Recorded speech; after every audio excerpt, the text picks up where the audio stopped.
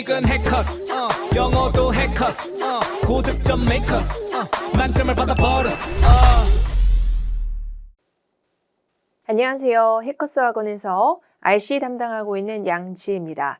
자, 오늘 9월 25일 토익 총평 시작을 해보겠습니다. 여러분 그 전에 토익 공부를 하시다가 더 많은 자료, 퀄리티 있는 강의가 궁금하시면 해커스 학원 홈페이지를 참조해 주시면 되겠습니다.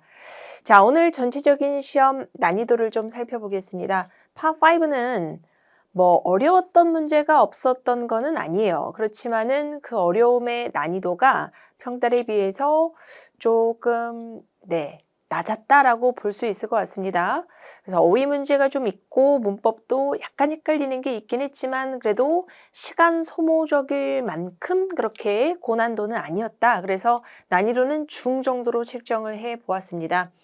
파6는 파5보다는 조금 더 헷갈리는 그런 어휘 문제가 있었어요. 전체적인 문맥을 이해해야 풀 수 있는 어휘를 반영해서 중중상.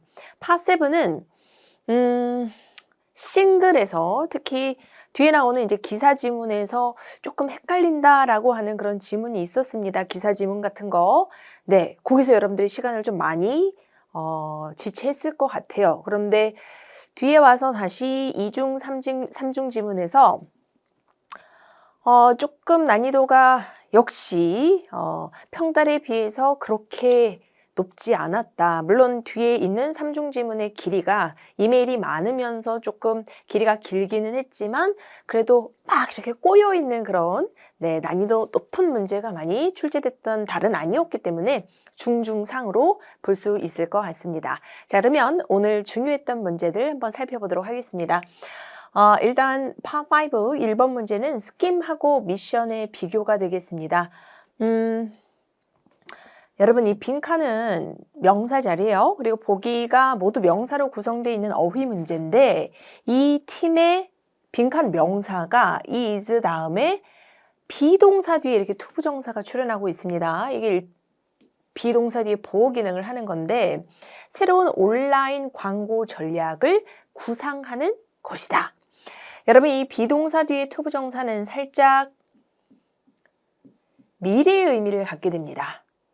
지금 하는 것이 아니라 앞으로 뭐뭐 하는 것이란 의미가 있어요. 그래서 전형적으로 여러분들이 이제 투부정사 학습을 하실 때 비동사 뒤에 투부정사와 동격을 이루는 이 명사는 토익에서 중요하다라는 거를 다뤄보셨을 것 같습니다. 그래서 지금 좀 정리를 해왔는데 목표, 목적, 업무 이런 의미를 갖는 주어는 어때요? 목표가 과거는 아니잖아요. 앞으로 뭐뭐 할 목표 그리고 앞으로 뭐뭐 할 나의 직장 안에서의 업무는 뭐뭐 하는 것이다 라는 의미로 이 비동사 뒤에 투부정사하고 동격을 이루는 이 명사가 시험에서 중요합니다. 네, 어떤 것들이 있어요? aim, 목표죠. goal, 또 이 글의 목적은 무엇인가 할 때 많이 쓰는 purpose. 역시 미션 같은 것도 여기에 올 수 있겠죠. 소임, 업무, 의무, 또한 업무에 해당되는 responsibility도 가능합니다. 그래서 이 문제의 정답은 미션이라고 봐야 할 것 같아요. 단 스킴이라는 단어도 사실 계획이라는 의미가 있습니다. 그런데 영영사전을 찾아보시면 아시겠지만 이 스킴이 갖고 있는 일반적인 그 계획의 의미는 그냥 플랜이 아니라 약간 어떤 음모, 영리한 그런 전략 따위를 스킴이라고 해요. 그래서 이 문장 안에서는 조금 뉘앙스가 어색합니다. 그래서 답은 B번 미션으로 간다. 이렇게 보시면 될 것 같아요. 자, 2번 가보겠습니다. 2번은 빈칸 뒤에 테크니션스를 꾸며주는 형용사 자리인데 역시 보기가 모두 형용사로 구성이 되면서 해석을 해야 하는 그런 형용사 어휘 문제였습니다. 그래서 마케팅 부서가 기술자를 채용하고 있는 중입니다. 어떤 기술자? A번 experienced 하면 경험이 된 이런 의미가 아니라 경험을 이미 많이 해서 능숙한, 숙련된, 노련한 그런 의미로 skilled, qualified하고 동의어로 볼 수 있고 remaining은 남아있는 자녀의, remain이 자동사죠. 자동사기 때문에 ing 형태를 붙여서 이제 형용사가 된 그런 모양이라고 할 수 있겠습니다. 그래서 문법적으로 두 개가 가능하지만 네, 남아있는 기술자를 채용한다라는 건 다소 어색하죠. 네, 자격이 갖추어진 능력 있는 기술자. 그래서 답은 A번으로 갑니다.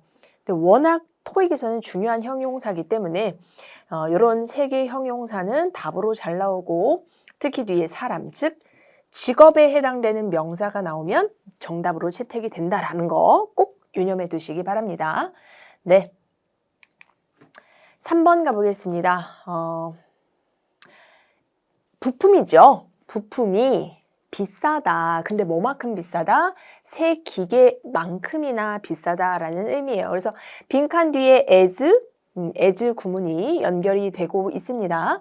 자, as는 이제 비교 구문에서도 이제 원급 구문에 해당됩니다. A라는 것이 B만큼 뭐뭐하다라는 이제 동등 비교를 나타내는 표현인데 이 as하고 as 앞에 오는 부사로 여러분들이 기억해 두셔야 되는 게 꼭 세 가지가 있습니다.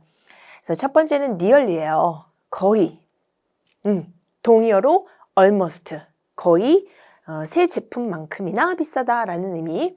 딱 새 제품만큼 비싸다라는 의미로 just. 그래서 as 원급 as 앞에 올 수 있는 부사 3개.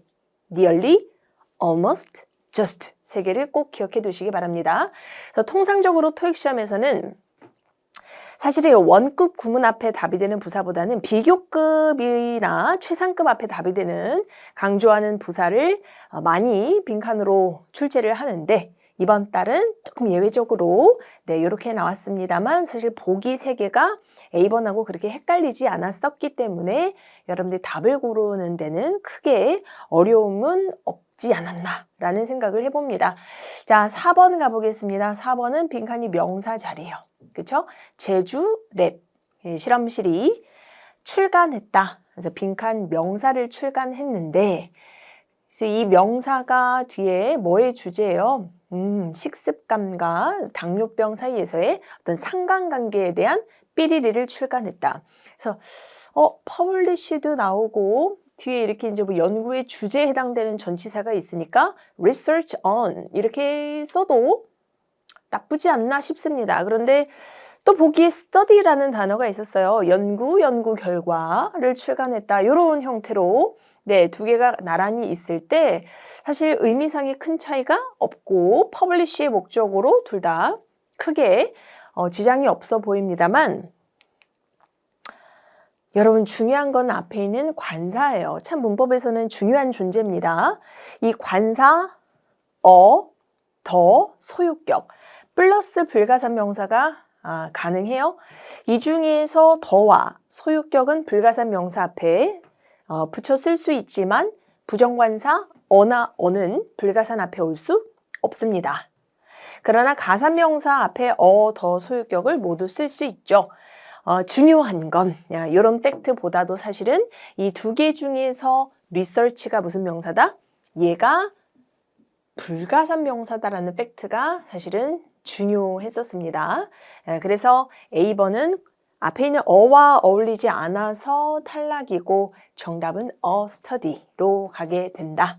네, 이렇게 정리를 해두시고 최근에 중요했던 불가산 명사로는 research 말고도 조립이라는 의미, 부품이라는 의미의 이제 assembly 그리고 feedback 같은 불가산 명사가 좀 중요하게 다뤄졌었다라는 것도 참고로 알아두시고 이어서 5번 가보겠습니다. 네, 회사의 책자 그리고 웹사이트를 업데이트하는 것이 지금까지 이 팀에 부여된 일 중에서 이제 가장 뭐뭐하다라는 의미의 빈칸이 이제 최상급 자리가 되겠는데, 선생님이 이제 강조하기 위해서 더 중요한 답의 포인트를 여기 이제 생략을 빼놨는데, 여러분 빈칸은 뒤에 나오는 태스크를 꾸며주는 형용사 자리가 맞아요. 그리고 demanding 형용사, most demanding도 둘 다 형용사로 볼 수 있는 상황입니다. 그런데 demanding 하면 그냥 까다로운 원급이고 most demanding 그러면 가장 까다로운이라는 의미의 최상급이 됩니다. 그런데 여기 최상급이 답이 된다라고 하는 거에 대한 단서가 so far예요. 지금까지 이 팀에 배정된 업무 중에서 까다로운이 아니라 제일 까다로운 업무였다라고 하는 게 뒤하고 뭔가 문맥이 이렇게 딱 맞아 떨어집니다. 그래서 이런 표현이 있으면은 최상급을 답으로 한다라고 하는 걸 공식으로 다시 가지고 왔는데, 네. 토익 시험에서 최상급이 정답이 될 때 많은 토익커들이 앞에 꼭 더가 있어야 된다고 생각을 하는데 더 대신에 소유격을 써도 무방합니다. 더나 소유격. 네. 그리고 뒤에 최상급의 단서로 지금까지라는 표현, so far 이런 거 있으면 역시 원급, 비교급이 아닌 최상급을 답으로 한다라고 하는 앞에 뒤에 요 키워드들을 꼭 확인을 해 두시는데 역대 시험에서는 이런 표현들도 중요했었습니다. ever 같은 거. 그래서 진짜 역대라는 의미예요. 역대 가장 뭐뭐하다. 지금까지 가장 뭐뭐하다. 네, 이런 최상급 답이 되는 공식을 반드시 메모를 해 두시고 네, 좀 복습을 여러 번 해 두시면 나중에 충분히 여러분들이 응용을 하실 수 있을 것 같습니다.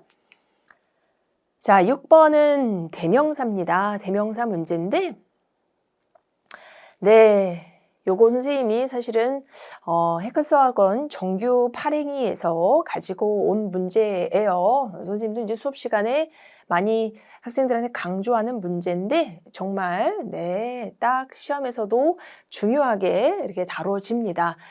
뉴욕 대학교에 있는 실험 시설물들이 그 지역에 있는 다른 주요 대학의 이것들과 비슷하다. 그럼 이것들이 뭐예요? 뉴욕 대학에 있는 시설물들이 타 주요 대학의 시설물들과 유사하다라는 의미가 됩니다. 그래서 이제 facilities를 받을 수 있는 대명사가 들어오는 게 맞아요. facilities 복수니까 them과 도주가 모두 다 앞에 나온 복수명사를 받을 자격이 있습니다. 그런데 뭔가 도즈가 조금 나한테 익숙하지 않다. them이 훨씬 더 나한테 클릭된다라는 그런 느낌으로 답을 A번 고르면 위험합니다. 특히 토익 시험에서는 도즈가 이렇게 보기에 있을 때 항상 주의하셔야 되거든요. 너무 답으로 유력하기 때문에 도즈의 특이사항을 정리해 두셔야 돼요. 이 도즈는 뒤에 수식어구를 동반할 수 있는 그런 대명사입니다. 반면에 them은 뒤에 전치사구 수식어구를 동반할 수가 없어요. 그래서 보시면 도즈 한 문장 안에 앞에 나온 사람을 받기도 하지만 사실은 이제 사물 복수명사만 받습니다. 받을 수 있다. 그리고 두 번째 특이사항이 진짜 중요하죠. 반드시 뒤에 뭐를 동반한다? 수식어구를 동반할 때만 정답이다. 그래서 이 바로 뒤에 이 전치사구를 보고 them이 아닌 도즈가 답이다. 라고 하는 거를 확정 지을 수 있는 그런 대명사 문제였습니다. 그래서 워낙에 시험에 도즈는 잘 나오고 빈출이기 때문에 네, 특이사항 반드시 정리해 두셔야 될 것 같아요. 네, 이어서 이제 파5 마지막 선생님 준비한 문제를 가보겠습니다. behind하고 within인데요. 이것도 사실 정말로 토익 공부를 내가 한 달 그래도 철저하게 이렇게 이제 계획에 맞춰서 문법 공부를 했다 하는 학생들은 이 within의 위력을 알 거예요. 얼마나 시험에 잘 나오는지. 그래서 뒤에 이렇게 숫자를 포함한 기간이 나왔을 때 그냥 너무 답정너다 라고 할 정도로 시험에 빈출되는 천치사입니다. 그래서 제품들이 교환 환불될 수 있는데 구매하고 나서 7일 이내에 근데 7일 후에 구매하고 7일 이후에 교환 환불 될 수도 있지 않은가 이런 생각 해볼 수 있어요. 그런데 within은 숫자 기간이 나오고 distance죠. 특정 거리 내에서 교실 안에서 리밋 한계치 내에서 그래서 어떤 바운더리 범위 안에서 이게 기간이건 아니면 뭐 숫자건 장소건 간에 이 내에서 안에서라는 의미를 갖는 전치사예요. 그런데 비하인드도 사실 한국말로 하면은 크게 뭐 모순되지 않잖아요. 7일 이후에 그래도 뭐 나쁘진 않다라는 생각을 해볼 수 있는데 한국말로 이렇게 대충 넣어서 해석을 하면 전치사 문제는 굉장히 여러분 말릴 수 있습니다. 비하인드는 뒤에 장소가 나와야 돼요. 비하인드 뒤에 뭐 업장이 나오든가 아니면 너의 뒤에서 그죠? 아니면은 어떤 일정이 나와서 비하인드 스케줄 이렇게 해서 일정보다 뒤늦게라는 의미로 쓰일 수 있는 전치사입니다. 그래서 전치사는 단순히 그냥 우리말로 바꿔서 한국말의 의미를 기억해 두는 건 굉장히 위험할 수 있어요. 뒤에 명사랑 짝으로 해서 이 명사랑 어울렸을 때 어떤 의미를 갖는다라는 뒤에 명사를 기준으로 놓고 공부를 하셔야 됩니다. 그래서 이렇게 숫자 기간하고 어울릴 수 있는 거는 비하인드가 아니라 within이다. 이렇게 정리해 두시면 되겠어요. 이어서 파6 가보겠습니다. 파6에서도 선생님이 좀 중요했다. 조금 헷갈릴 수 있겠다. 그리고 너무 이제 파트 6스럽다 라고 하는 질문 하나를 좀 가지고 와봤습니다. 선생님 좀 읽어볼게요. 우리 체육관의 원리회의가 지난주에 있었는데 회의의 주제 중에서 중요한 안건에 대해 제 생각을 전달하고자 합니다. 이게 뭐예요? 결국에 이 글의 주제예요. 회의가 있었고 그 회의에 있어서 이제 중요한 부분을 여러분들하고 공유하고 싶어요. 이 주제가 빈칸으로 문장을 넣는 거였다라고 한다면은 여기까지만 읽고 답을 찾을 수는 없어요. 사실은 주제이기 때문에 어떻게 해야 돼요? 읽어봐야 돼요. 읽어보니까 회의하고 관련해서 이 사람이 뭔가 아이디어를 좀 전달하고 싶구나 라고 하는 내용이 요 주제하고 연결이 된다 라고 하는 거를 여러분들이 계산해서 답을 이렇게 골라야 하는 그런 문장 삽입하기 유형이었고요. 자, 이 사람이 제안하고 싶은 게 뭐냐. 우리 체육관에서 운영하는 디저트 바에서 간단한 다과를 판매하는데 너무 칼로리가 높고 건강에도 안 좋고 그런 음료들, 음식들이 너무 많아. 근데 야, 체육관에 건강해지려고 운동하는 이런 곳에서 바로 옆에서는 또 그런 건강하지 않은 음식을 팔고 있으니 이거 뭔가 그쵸? 앞뒤가 안 맞, 표리부동하다. 그래서 좀 더 건강한 음식을 제공해야 합니다. 이게 이 사람의 생각이잖아요. 그죠? 근데 만약에 보기에 will offer가 있었다. will offer가 있었다. 그러면 그건 무슨 뜻이에요? 제공할 것이다. 물론 will도 미래고 should도 미래의 의미를 가져요. 그렇지만 will은 약간 확정된 어떤 미래에 대한 나의 의지죠. 나 영화 볼 거야. 그죠? 확정된 미래에 대한 어떤 나의 의지. 그렇지만 should는 미래지만 이거는 해야 한다라고 하는 약간 도리. 그죠? 의무를 나타내는 전치사입니다. 여기서는 건강한 거를 팔아야 할 것이다 라고 뭔가 확정된 그런 결론을 나타내는 그런 문장은 아니에요. 이제 그래야 하지 않을까. 그게 우리의 사업 취지와 맞지 않을까라고 의무의 내용이 조금 더 자연스러워서 should be offering.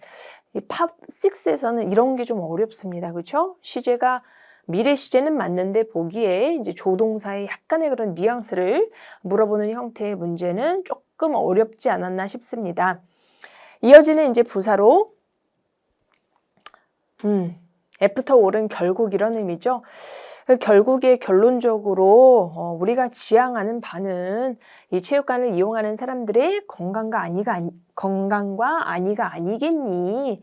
네, 그래서 이제 이런 부사 자연스럽습니다. 그래서 디저트 바에서 판매할 수 있는 건강한 메뉴에 대한 정보를 첨부했으니 확인을 좀 해다오.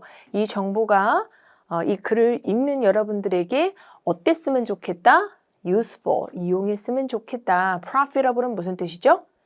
이거는 수익성이 있는, 돈이 되는 이런 의미예요. 그래서 지금 메뉴를 변경하려고 하는 것이 수익에 어떤 목적을 두고 하는 그죠? 변경사항은 아니기 때문에 profitable 들어가는 거 좀 부자연스럽습니다. 그래서 이 메뉴가 읽고 여러분들이 조금 우리가 지금 시도하려고 하는 것에 있어서 도움이 되었으면 좋겠다라는 형태로 usefully 자연스럽다라고 볼 수 있겠어요.